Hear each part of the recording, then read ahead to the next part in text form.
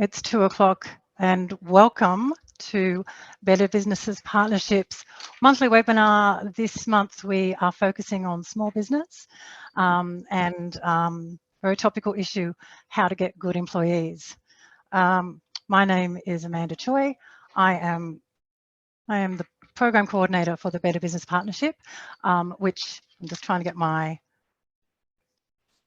screen to move, which is a free council program supporting local businesses in our partner council areas of Ku-ring-gai, North Sydney and Willoughby.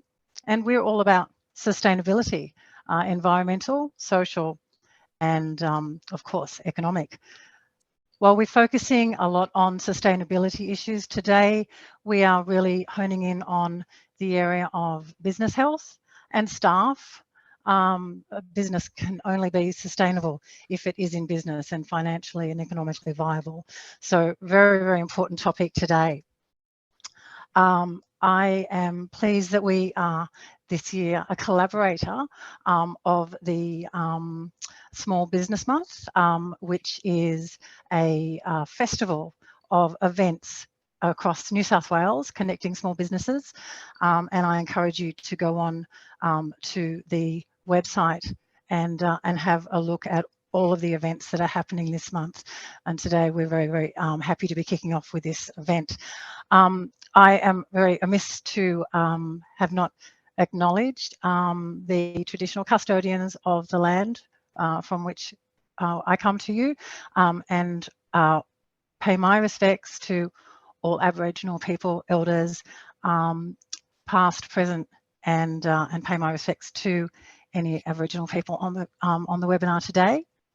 I would like to remind people, if you haven't heard, we're having another face-to-face networking event, which is really all about this Small Business Month. These webinars are great for learning, but you know, the best connections are made face-to-face. So on the 17th of November, please join us if you are in Sydney at one of our member businesses, the Roseville Cinemas, one of the oldest independent cinemas in Australia, and we are showing a wonderful film called Regenerating Australia. It's very brief, and then we're going to have a panel and enjoy some amazing sustainable food by Radish Events. So please go onto our website and have a look at that. We hope to see you there. But today I want to introduce you to my amazing panel, and thank you each for making the time to be with us today. So I want to get my notes up, and I hope I haven't shared the wrong thing now. Tell me if I'm sharing the wrong thing, guys. Hopefully you're still looking at the focus on small business. This is very technical. I've got two screens. I don't know if any of you had to navigate, but it's incredibly terrifying when you've got a live audience. So let's meet our panel. So I'm going to introduce Grahame Irwin. First, he is the Sydney Northwest Facilitator of the Local Jobs Program, and he has over 16 years experience in the employment services industry, bringing a unique perspective to recruitment and the challenges faced by people moving into the workforce and improving their career pathways. And he's keen to work both with employers and key stakeholders to develop innovative recruitment processes and projects, such as this program we're going to learn about today. In his current role of Employment Facilitator for Sydney North and West Employment Region, Grahame's taking this frontline and project development experience to assist local employers to improve their workforce development strategies and implement innovative ways to improve attraction, recruitment and retention. Christine Pope from COSBOA. You'll learn what COSBOA is shortly. She brings a wealth of experience to the table from being a senior investment banker with Macquarie Bank. She is now an experienced naturopath and nutritionist with her own clinic practice based at Elemental Health in St Ives. She is a director and treasurer of the Australian Traditional Medicine Society and holds degrees in both health sciences and commerce, and is an experienced trainer and presenter, having headed up the nutritional medicine area at Nature Care College in St Leonard's. She's now on the COSBOA board. She's served as the treasurer and is currently chair of the Summit Committee and represents COSBOA on the Mentally Healthy Workplace Alliance and is COSBOA's representative for the Academy of Enterprising Girls. Our third panelist, Jethro Mahon, is the founder of Piknic Technologies, an enhanced job platform aiming to reduce the cost of looking and hiring staff, as he has previously worked in corporate advisory and M&A tax. He has a bachelor's degree in economics and finance from the University of Melbourne and is currently undertaking his Master of Finance at the University of Sydney. So we'll hear all about what Piknic is from Jethro shortly. And Will Adames, many of you probably know, he's a passionate supporter of local business, and his wide range of professional experience gained in multiple sectors and countries gives Will a broad perspective about how businesses operate and can be supported. He's been working across the northern Sydney business region for over 10 years, and he believes that connections and collaboration are key to successful local economies.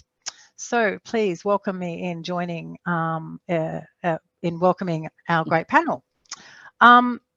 So just a reminder, as we go through, you're probably going to have quite a few questions, and if you can see in the bottom of your Zoom screen, there is a box that says Q&A. When you click on that, you can type in your questions. And myself and Brenda, who is helping me behind the scenes, behind the Ku-ring-gai sustainability box there, we'll be making sure that we pick up on all of those and put them to the panelists. So any questions, put them in early and we will get to them either as we see them or at the end. Okay, so let me stop sharing and we're up. Okay, let me reorient my screens. Apologies. I'm going to start quite broad, and I'd like to open asking Christine to explain to us what the strange acronym COSBOA stands for, and how does it support small businesses in Australia. Thanks for that, Amanda. Look, it's a bit of a clunky acronym. It's the Council of Small Business Organisations Australia, which is a huge mouthful. And basically, we represent a lot of associations. So if you think about it in terms of the local area, we basically represent the high street. So it's the associations that represent the butcher, the newsagent, the hairdresser, the accountant, and massage therapists and naturopaths. And so overall, I think we have about 50 member associations who are our actual members, and they represent about 1.2 million small businesses who employ about 5 million people. So our role as COSBOA is actually not to provide the membership services that our associations who are members would provide. It's actually to advocate for small business as a bigger voice, because obviously the big end of town has a lot of resources and capability and staff and budgets that they can allocate to that, whereas, you know, the smaller end of town doesn't necessarily have that availability or access. So we're advocating as the voice of small business in issues, and recently our CEO, Alexi Boyd, who is from the Hornsby area,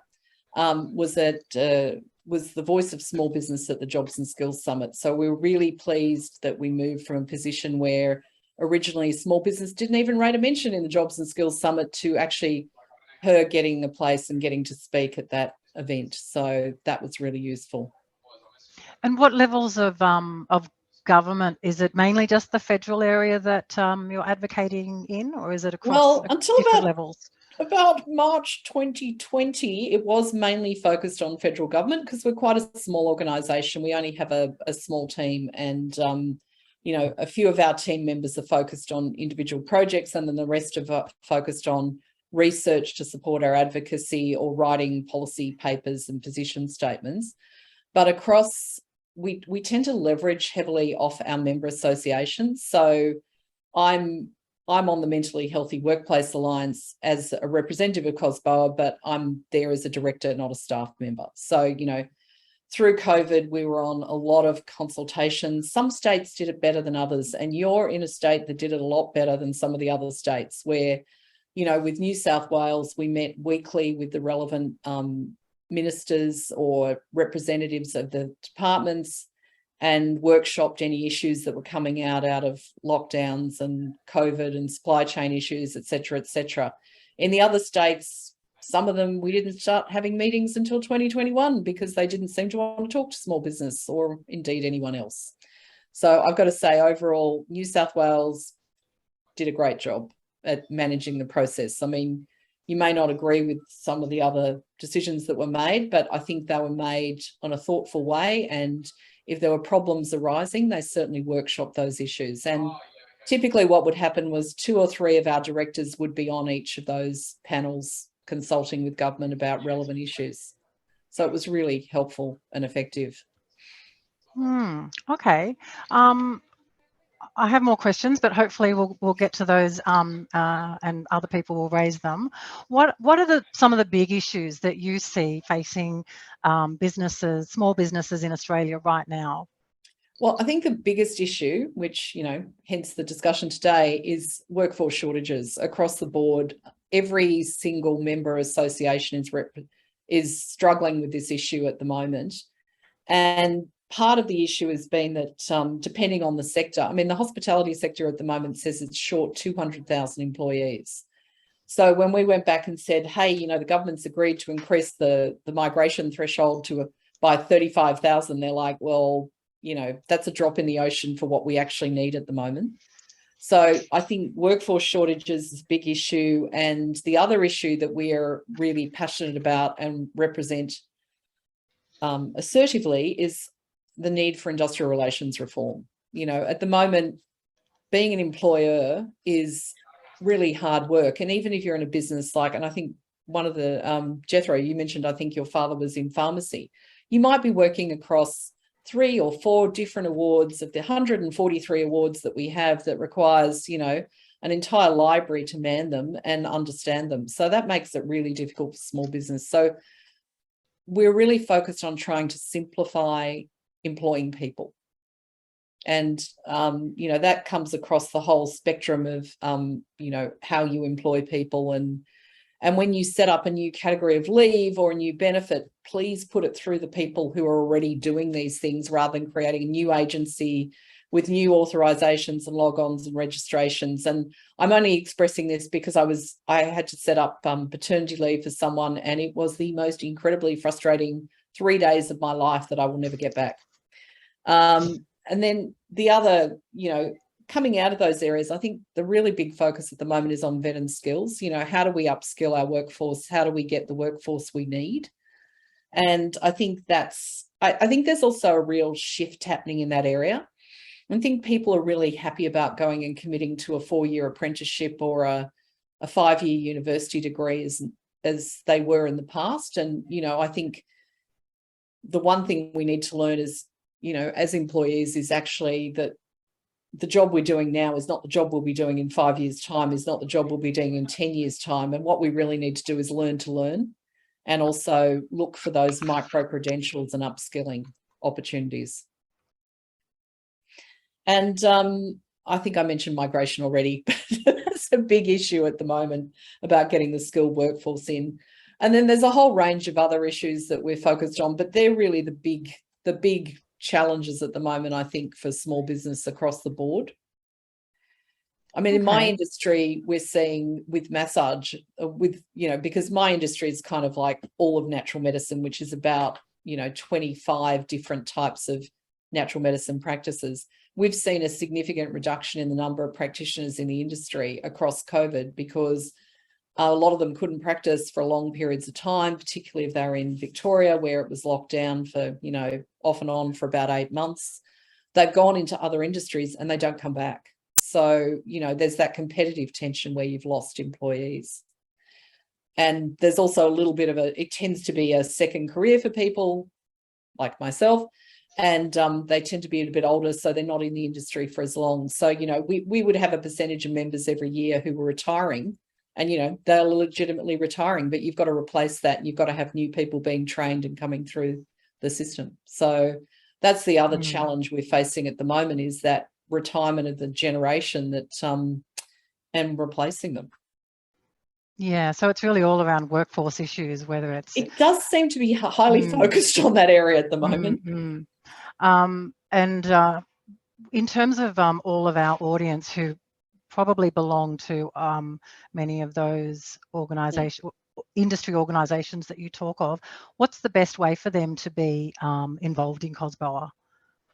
Well, the best way is for them to be active members of their association and be a member of your association, pay your association membership, personal plea, so that your association can actually do that work. And, a lot of associations are not-for-profits. So, if you're interested, get involved at, whether it's getting involved in running events or as an office holder for the organisation. I mean, half the time the requirement is just don't jump back fast enough when you're at a meeting to get those roles. So, if you have the time and energy to get involved with it, I think it's a really useful thing to do, is to be an active member of your association council or board or whatever the structure is.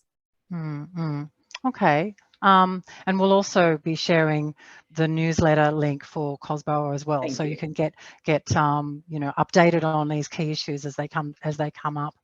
And all right. The other platform we're on a lot, Amanda, is LinkedIn, which is probably a better one for the professional sort of environment. Yeah. Okay. All right. Well, we'll send out both those links. Thank you. So I'm going to ask Will sort of another general question from your vast experience working with the business sector for such a long time. What do you see has been happening with this sector in the last couple of years? Oh, where do I start? I think the uncertainty and insecurity, staffing obviously is a massive one, and that's been talked about. A lot of people scratching their heads trying to work out how it could have gone so terribly wrong in terms of the lack of resources and staff available. But a lot of businesses are sort of are just clinging on, just trying to get the basics done with the resources that they've got.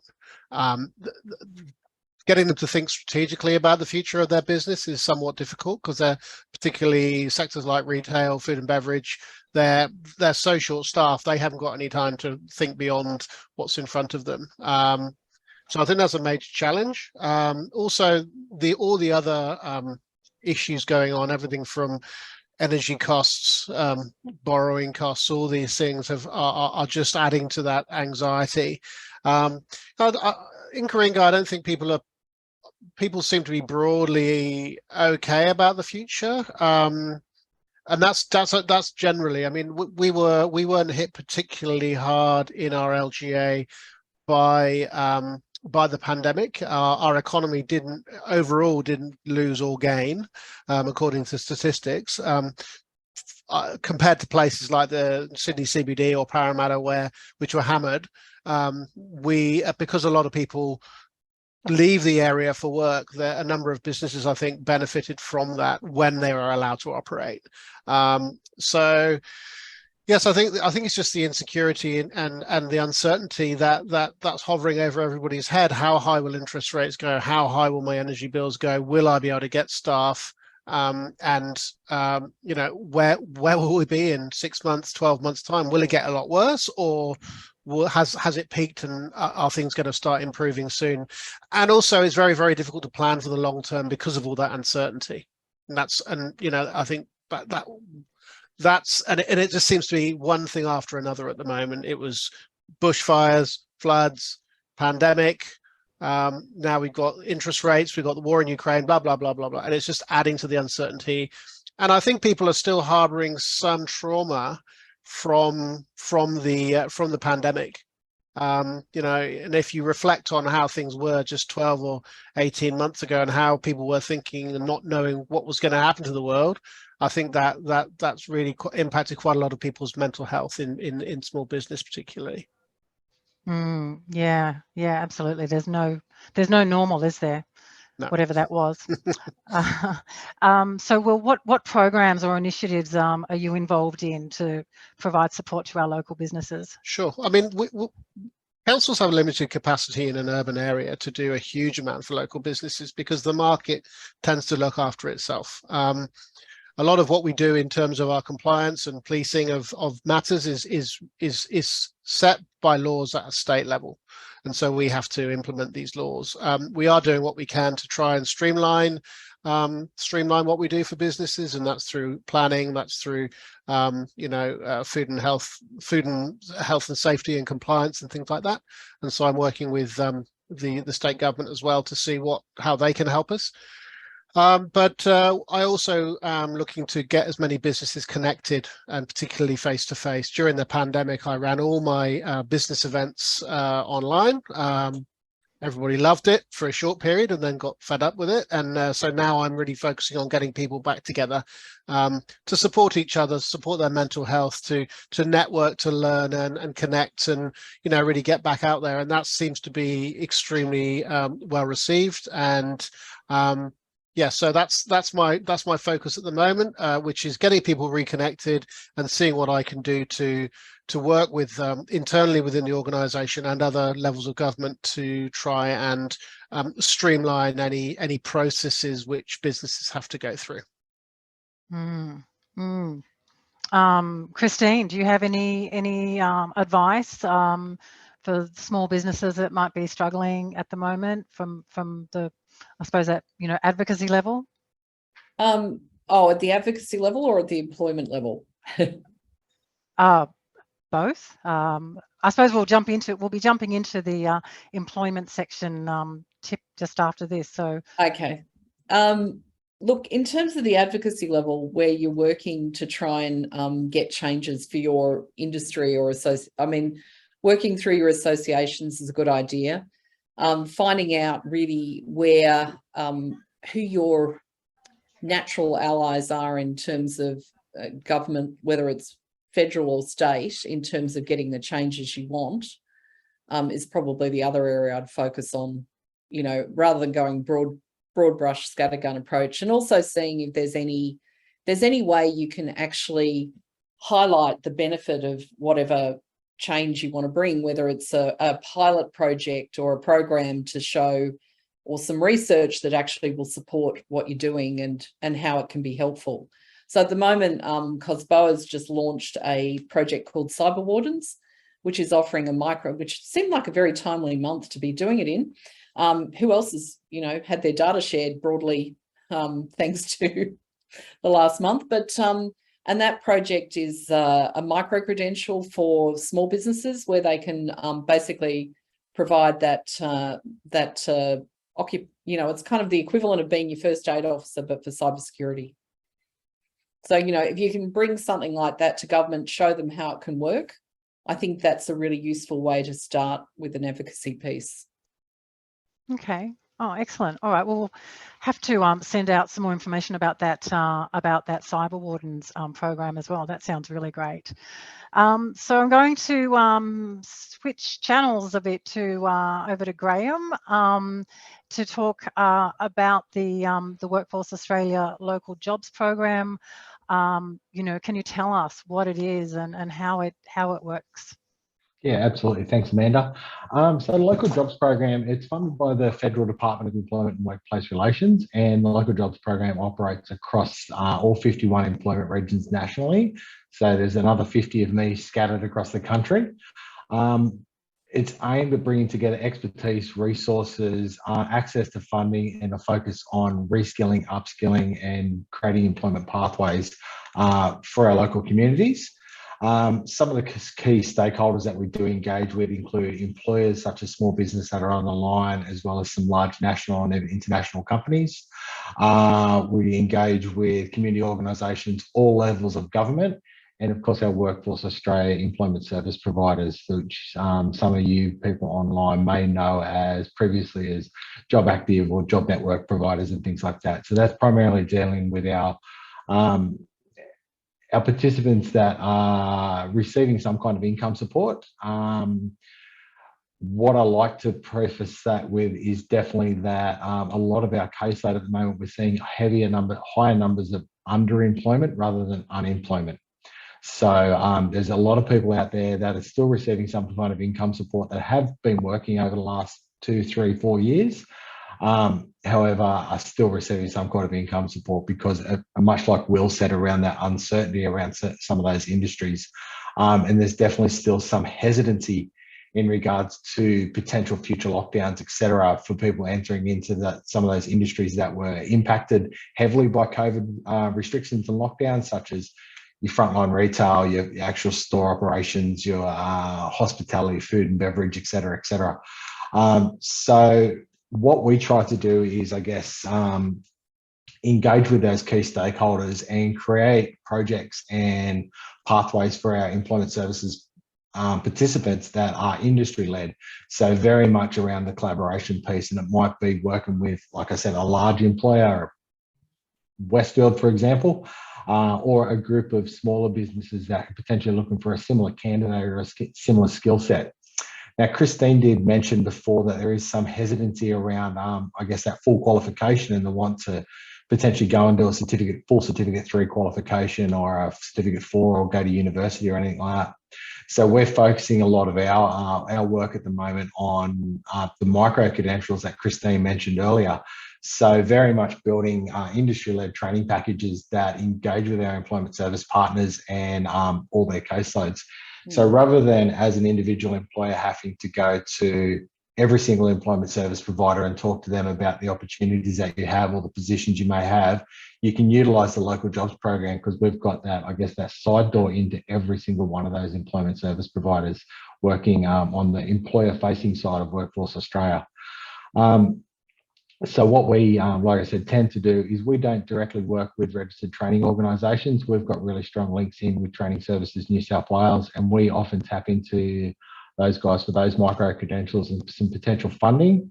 We're also starting to do a lot of work around with Training Services around existing worker funding for training up your existing staff to be able to potentially train and mentor the future workforce so they're able to have the qualifications. They've probably been on the job doing it for 1, 2, 5, 10 years with no formal qualification. So actually working with Training Services to try to build that the workforce capacity for your existing workforce while bringing in the new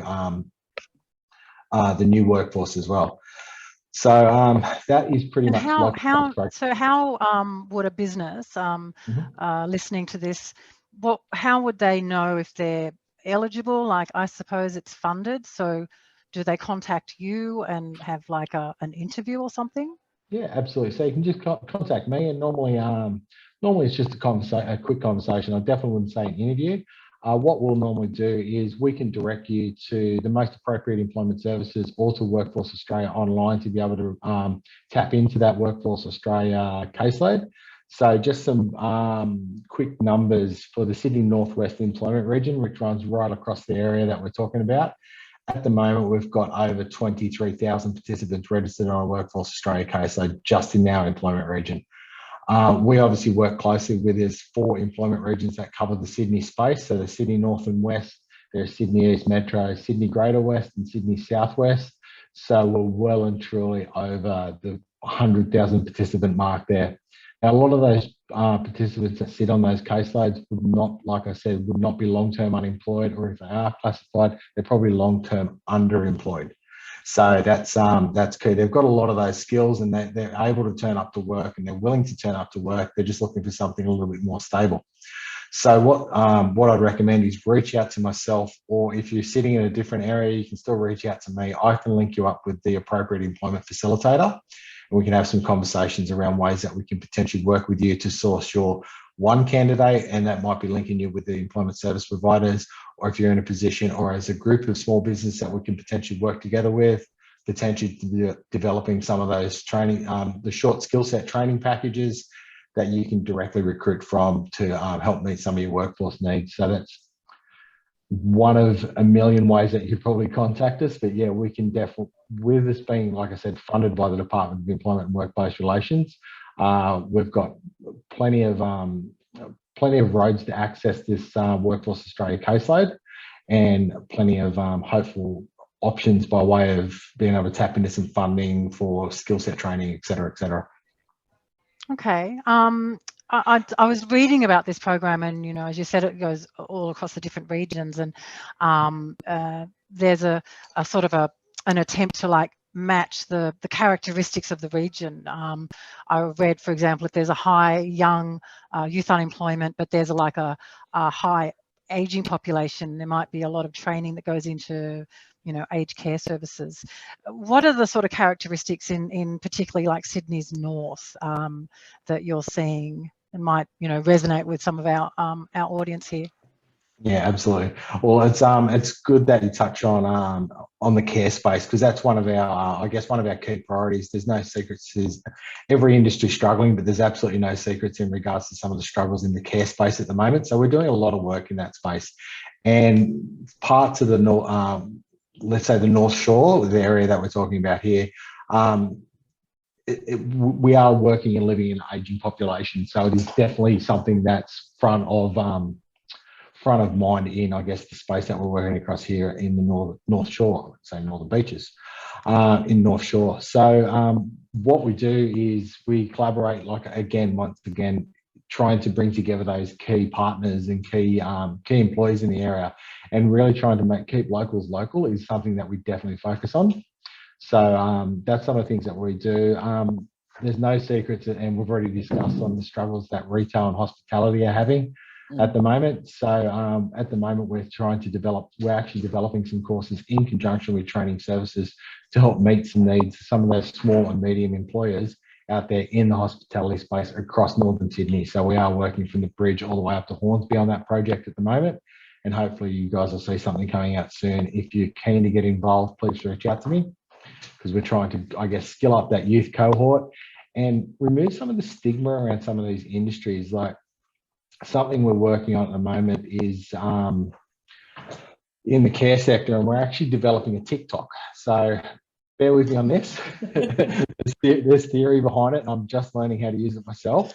Some recent data. And does it involve dancing? Absolutely not. Absolutely not. So when we talk about the care sector, one of the things that we notice is that it seems the first thing we think about is obviously the Royal Commission, which I guess was absolutely needed in the care space, but it showed some warts on the industry. Let's put it that way. So what we're trying to do is remove some of that stigma, some of that, dare I say, beigeness around the care sector, and trying to make it a little bit more fun. Now, I'm sure that just about every employer that's with us at the moment has done some kind of advertising for their positions on social media. I just about promise that most of the advertising on social media, if you have done any, has been done via Facebook. The kids aren't there. The kids are not there. Facebook barely falls into the top 20 used social media platforms when we talk about Gen Z and the late millennials. So we're going a little bit outside the square and trying to move into the TikTok space and utilizing some of those, the trending videos and the trending musics to be able to capture that new audience and do something a little bit fun in the industry sectors. And this is something that we're starting in the care space, but we can translate to any industry once we get it off the ground. So that's one way that I would consider accessing the youth cohort, let's say. Gen Z is it's going to be the first generation that it's less about money and more about sustainability as well. So consider how your business looks in regards to your sustainability practices, how you're trying to give back to community and things like that. I've heard stories, and I've heard firsthand stories about Gen Z that are just, believe it or not, coming into the workforce, turning down $120,000 a year jobs for $80,000 a year jobs because that business had better sustainability practices and related more to the principles that we're seeing from this generation. So think about how your business looks in that space as well. It's something that I'm definitely working a lot on too. Well, that's so great to hear you say that, Grahame. You know, we are a program really promoting that, and to hear you say that you've heard, you know, real life stories about that, that's fantastic, and it's having cut through. And yeah, you'll have to share your TikTok channel with us, because it could be the way for some of us to actually dip our toe in the in the water. We're actually going to we're starting some more filming tomorrow at a number of facilities, and we're going to tie in some of the great things about the care space. So being able to potentially talk to residents or people receiving care, being able to talk to people who have been in the industry for so long, and they can talk about how rewarding the industry is. We've managed to get some access to some brand new shiny facilities up on the Central Coast that are allowing us to go in, so we can remove some of that, the beigeness and the bingo around it. And I guess that mentality that we get when we hear about the care sector, and just being able to remove some of that stigma that they're actually quite a good place to be and quite a nice place to work. They can be quite a rewarding industry to be in. Yeah, excellent. Can you share any specific, you know, success stories of, you know, matching great candidates through the program? Yeah, absolutely. I'm just trying to think of one that could be good. We might stick in the care space, actually. So the Sydney North and West Employment Region also encompasses the Central Coast LGA.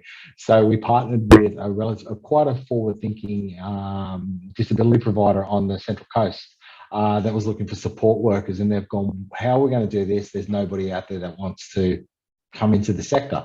So what they did is they're in a unique position being funded by the NDIS, that they actually had a little bit more money to play with in regards to recruiting staff. So what we did is we developed a short training package, only went for about 2 weeks, and that was directly linked to ongoing opportunities within this organisation. And what the organisation actually did is paid the participants for their training. So actually went in and offered, I think it was $400 a week, I think it was, for the 2 weeks of the course. On that first day of that training course, they actually signed these guys, into the participants for the training course, into a traineeship.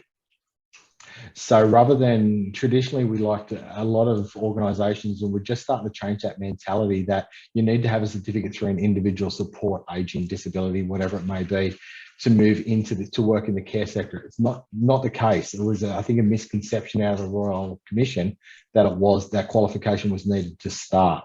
It's actually not. So we identified this short course training, worked with training services, and identified an appropriate RTO, which happened to be TAFE.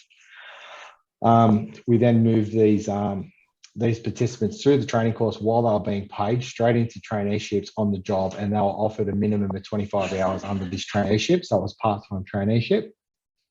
From the first course, we had 20 participants start, and last count there was still 19 of those people working for that organisation. Wow! And we've since run 2 more courses with very, very similar numbers. So you're well and truly over 95% retention rate. And some of those first participants are now actually upskilling to their certificate 4 as an existing worker, and training and mentoring some of these new trainees that come in via this training program that we established. This is something that's actually been rolled out, and we are trying to roll it out with a number of different employers that are open to this kind of model. And it's something that we can replicate across any industry. While that exact example was specific to the care sector, we can absolutely do the exact same models in hospitality, in retail, in ICT, in anything that's got a traineeship. It gets these participants engaged early. So traditionally, the fallout rate for skill set training or training such as that is relatively high. You're probably getting 30 to 40% dropout before the completion of the course. So being able to get over that 90% completion rate for the training and actually moving into the workforce was meeting those needs, but meeting those employer needs with the basic skills really, really quickly. So we're getting that skill set done and people actually into the workplace within 2 weeks, 2 to 3 weeks. We can usually package that together if it's only 3 or 4 modules that we need to get the guys through. Okay. Oh, that's fantastic. So I've got a question here that, you know, is sort of relevant to this. Carol has asked, how can we reach out to vulnerable individuals who have been out of work for a while or struggling to find work due to barriers? As a small business, we would be willing to provide extra support. and training for these individuals and help them on their return to work journey? Are there government grants that would help or achieve this goal? The short answer is yes. The long answer, I guess, that's what the local jobs program is designed to do, is to bring those potentially some of the most disadvantaged people, members of our community, into employment opportunities. And I think you said it was Carol that asked that question, was it? Yes. Yeah. Yes, so I'll make sure that yeah, we connect you guys after this. Yeah, absolutely. And employers like Carol, and whether that be, we're just linking Carol and employers like Carol to individual employment service providers to tap into those cohorts to identify the people, or again, if it's a small business, working together with a number of small businesses in the same sector to develop some of these training packages. A lot of our job seekers that are on the employment services caseload would may be eligible for wage subsidy assistance. So that can be up to $10,000 over 6 months for as little as 20 hours per week. And that's to offset some of that initial onboarding and training and things like that. That we understand that it costs business money to onboard people, and it takes away some of that. Obviously, Workforce Australia completely free for business to access. There's no hidden cost involved or anything like that. It's not a labour hire situation or anything like that. It's completely funded. The other thing that we have had a bit of success in recently is also accessing, thinking a little bit outside the square. And again, I'll go back to the care sector because I had some success on the Central Coast in that space again. I actually linked one of our care employees with the University of Newcastle Central Coast campus. What we did is they were traditionally going to the university for nursing students, et cetera, had the conversation, have you thought about accessing the university for HR students, for marketing students, for accountants? And they've gone, no, we want carers. The HR student can potentially be your carer today and your HR manager tomorrow. So demonstrate those pathways and those career opportunities for the young people, or potentially the people studying. That gives you the opportunity to get the person into your organisation and potentially move, demonstrate that they can stay there and develop a career within that sector. Even though the care sector is, we think about care, they need marketing, they need HR, they need accountants, they need lawyers, they need everything. Yeah, it's a very competitive area. All right. Well, look, thank you for that. It's really comprehensive. Please, audience members, put your questions in the Q&A. We'll answer them. But I'd like to introduce you to Jethro Mahon as a young entrepreneur creating this very. We were toying around with how to describe it. So maybe Tinder is not the right sort of like metaphor. We were thinking maybe eHarmony, you know, if you're looking for your perfect employee or employer, this is the platform to match your needs. So Jethro, can you tell us what's your background and how did you end up coming up with this idea? So, I mean, my background is, it's sort of converged into this sort of one consequence. So, you know, when I was quite young, as Christine sort of mentioned, my dad's a pharmacist, and, you know, in the early 2000s, he started his own pharmacy. And so for about, 20 odd years, I've been hearing about how you can't find any good staff. So it's this problem about staffing and quality of staffing, it's not a new issue. You can't find delivery drivers, can't find good packers and, front of house people or stockers or anything, and it's made his business very difficult to grow, and he's sort of the keystone of the business, and it does make it hard for small businesses to scale, and recruiting costs as well. Seek, he spent thousands and thousands of dollars on Seek and Indeed and all these other platforms, and he doesn't have the time necessarily to sift through all the workers, contact all of them, and have only 5% of them reply, and even less show up for a trial shift. I mean, for one example, it was only last year he had one person come up and he quit before lunchtime. So, and this is, people get off these sort of platforms. And so as I was studying my master's, we were doing a entrepreneurship subject, and we had to come up with a problem and then ideate the problem and find a solution for it. And we found that, this was this time last year, and businesses were suffering. I was seeing help wanted signs all over High Street, and no one could find any staff. And I thought, where is everyone? Because I know people who are looking for jobs, and there are people out there. It's just about tapping into that market of people. And the other complaint was that people were spending too much money on these other platforms that weren't doing much work. And so we thought, well, the problem here is the shortlisting, because small business owners don't have the time and the resources to sift through everyone, and basically outreach. And so we sort of saw these two problems. We thought we can develop a software solution, a platform that can work with small businesses and help them shortlist applicants. So based on the factors that they put in their job description. So if it's distance, if it's experience, and we can sift all through that, and we can cut about 80% of the applicants, and only give businesses the applicants that they would even consider interviewing. And then it just makes life so much easier, because instead of spending 10 hours, you're only spending 2 hours, and that's 8 hours. It can be a couple $100, even a couple $1,000 of time saved. And because it's a software solution, we're able to scale it. And so we allow for unlimited job posts and unlimited shortlists, and that's all for a fixed price per month. I think I've sort of gone into the next thing you might wanted to ask there. No, that's fine. So yeah, just from the employer and the employee side, like how does Piknic work?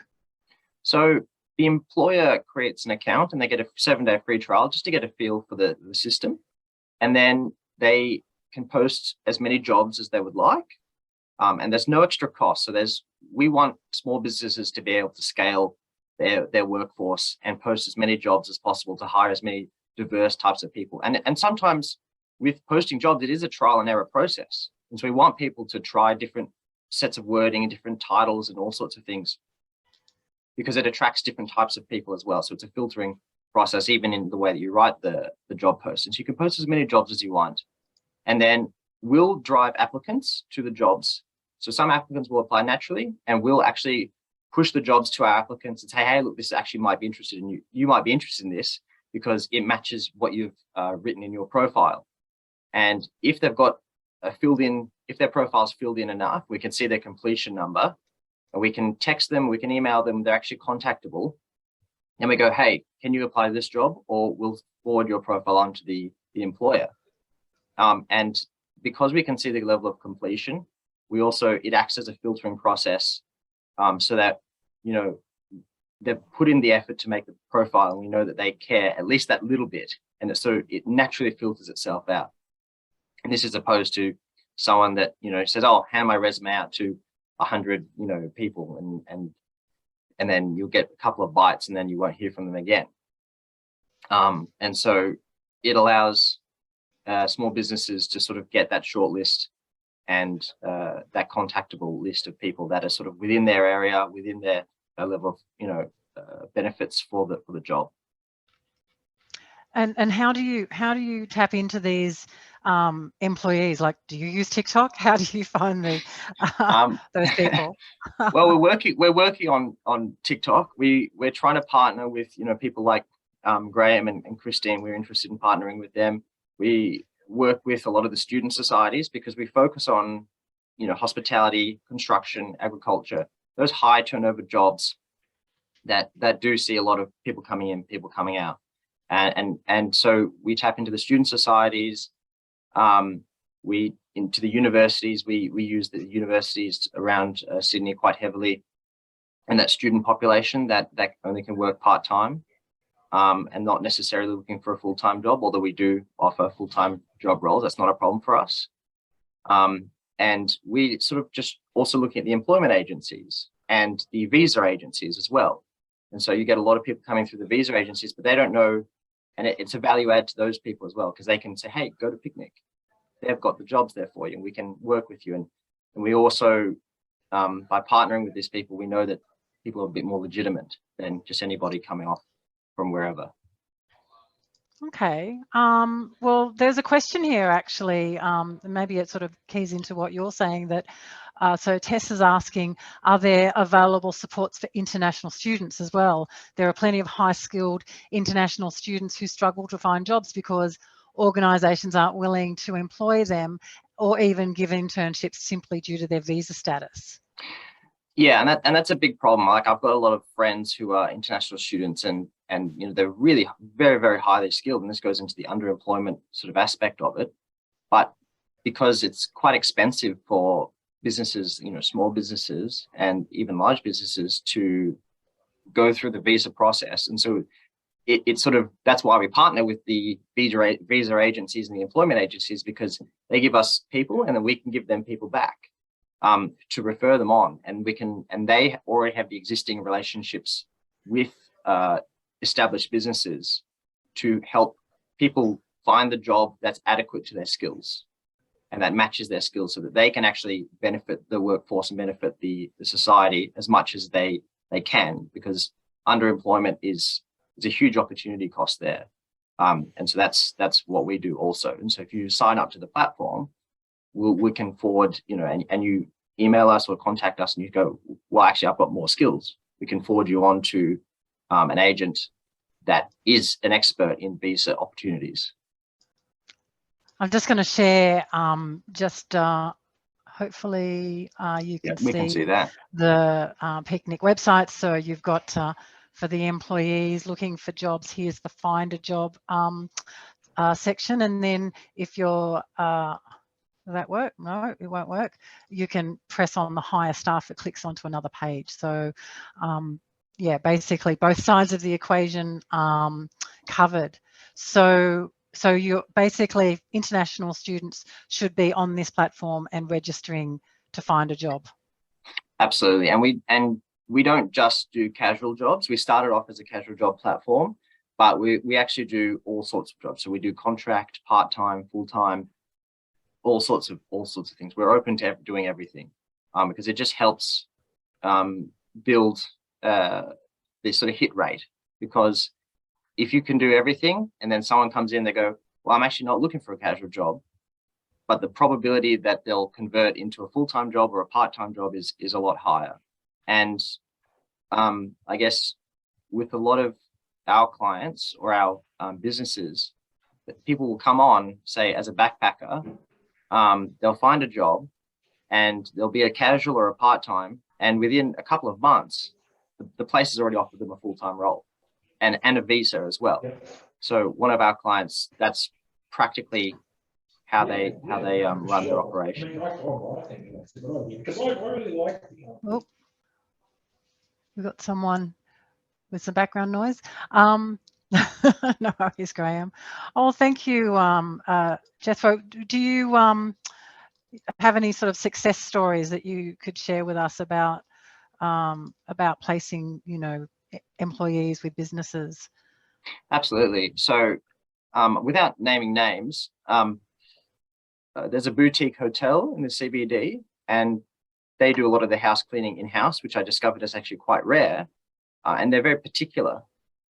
So we've had to, use our filtering mechanisms quite heavily to try and pass them on people who, are contactable. And because they're not a huge corporation, they don't have a HR manager that's full-time and can get onto the jobs extremely quickly.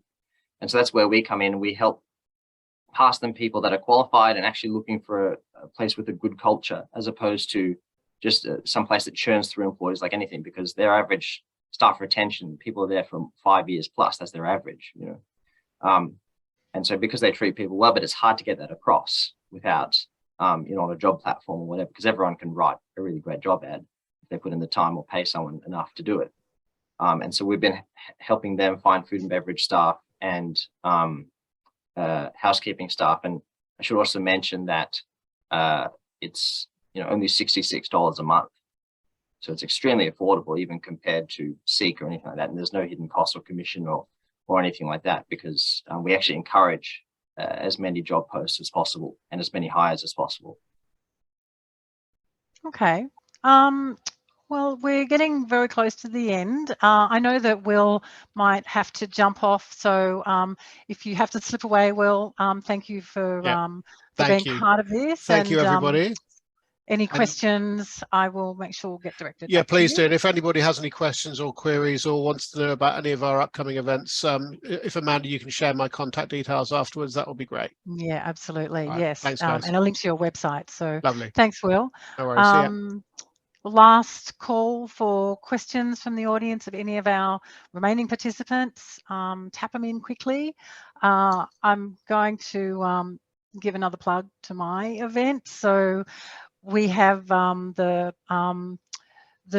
New South Wales Small Business website is actually, there's a calendar, and you can click on every single day. There's something happening in your area, probably more than one thing a day.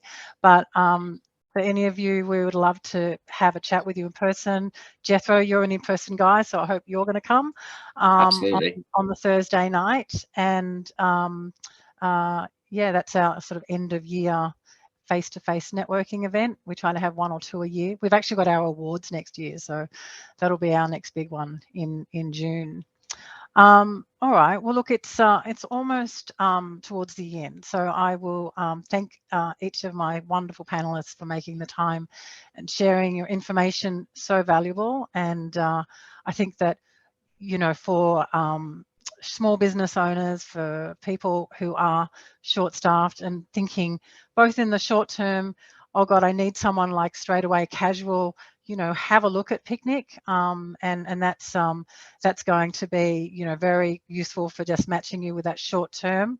But I think Grahame's program and the way that you develop those programs, whether it's for an individual employer or for a group of, whether it's retail or cafes, restaurants, hospitality, aged care, all of those, I think that's a fantastic way. I can see another question's popped up.